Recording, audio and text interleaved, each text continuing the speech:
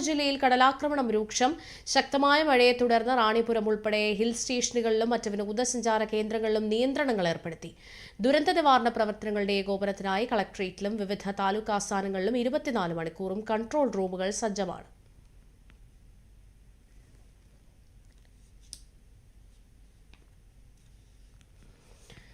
കൂടുതൽ വിവരങ്ങളുമായി സതീശൻ ചേരുന്നുണ്ട്. സതീശൻ, എങ്ങനെയാണ് കാസർഗോഡ് നിന്നുള്ള വിവരങ്ങൾ? എങ്ങനെയാണ് നിലവിലെ സാഹചര്യം? ശക്തമായ മഴ തുടരുന്ന ഒരു സാഹചര്യമാണോ നിലനിൽക്കുന്നത്? റെഡ് അലർട്ട് ആണല്ലോ ജില്ലയിൽ പ്രഖ്യാപിച്ചിട്ടുള്ളത്. ജില്ലയിൽ ശക്തമായ മഴ തുടരുകയാണ്.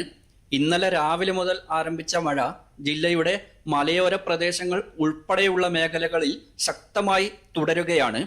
കാര്യമായ മഴക്കെടുതികൾ ഒന്നും ഇതുവരെയും റിപ്പോർട്ട് ചെയ്യപ്പെട്ടിട്ടില്ലെങ്കിലും പല പ്രദേശങ്ങളിലും കടലാക്രമണം അതിരൂക്ഷമായ നാശനഷ്ടങ്ങൾ വരുത്തിയതായി റിപ്പോർട്ട് ചെയ്യപ്പെട്ടിട്ടുണ്ട്.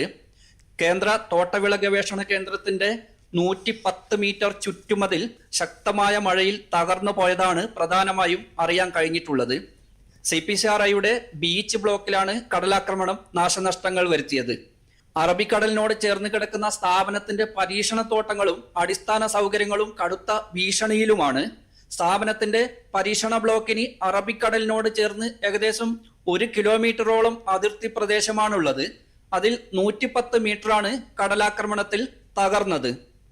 CPCRIക്ക് പുറമെ ജില്ലയിലെ മറ്റ് തീരദേശ മേഖലകളിലും കടലാക്രമണം ജനജീവിതം ദുസ്സഹമാക്കിയിട്ടുണ്ട്. മൊഗ്രാൽ പുത്തൂർ കാവുകോളിയിൽ ചേരങ്കൈ കാവുകോളി തീരദേശ റോഡ് പൂർണ്ണമായും കടലെടുത്ത സ്ഥിതിയിലാണ്. ഇവിടെ 100 മീറ്ററോളം കടൽ കരയിലേക്ക് കയറിയിരിക്കുന്ന എന്നാണ് അറിയാൻ കഴിഞ്ഞിട്ടുള്ളത്. റോഡ് തകർന്നതോടെ പുറത്തേക്ക് പോകാൻ മറ്റു മാർഗമില്ലാതെ 200ഓളം കുടുംബങ്ങളാണ് ദുരിതത്തിലായിരിക്കുന്നത്. മഴ കനക്കുന്നതോടെ വീടുകളിലേക്ക് കടൽ ഇരച്ചു കയറുമെന്ന ഭീതിയിലുമാണ് നാട്ടുകാർ. അതുപോലെ തന്നെ നെല്ലിക്കുന്ന് ചേരങ്കൈ കടപ്പുറത്ത് തീരദേശ സംരക്ഷണത്തിനായി സ്ഥാപിച്ച ജിയോ ബാഗ് സംവിധാനം തകർന്നിട്ടുണ്ട്.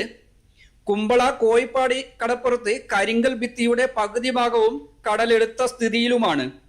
പെറുവാട് കടപ്പുറത്ത് 2 വർഷം മുമ്പ് കോടികൾ മുടക്കി സ്ഥാപിച്ച മണൽച്ചാക്കുകൾ ശക്തമായ മഴയിൽ പൂർണ്ണമായും തകർന്നിട്ടുണ്ട്.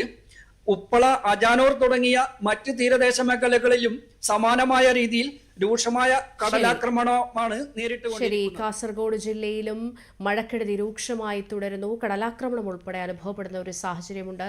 മികച്ച ശക്തമായ ജാഗ്രതാ നിർദ്ദേശങ്ങളാണ് ജില്ലയിൽ പുറപ്പെടുവിച്ചത്. സതീശനാണ് വിവരങ്ങൾ നൽകിയത്.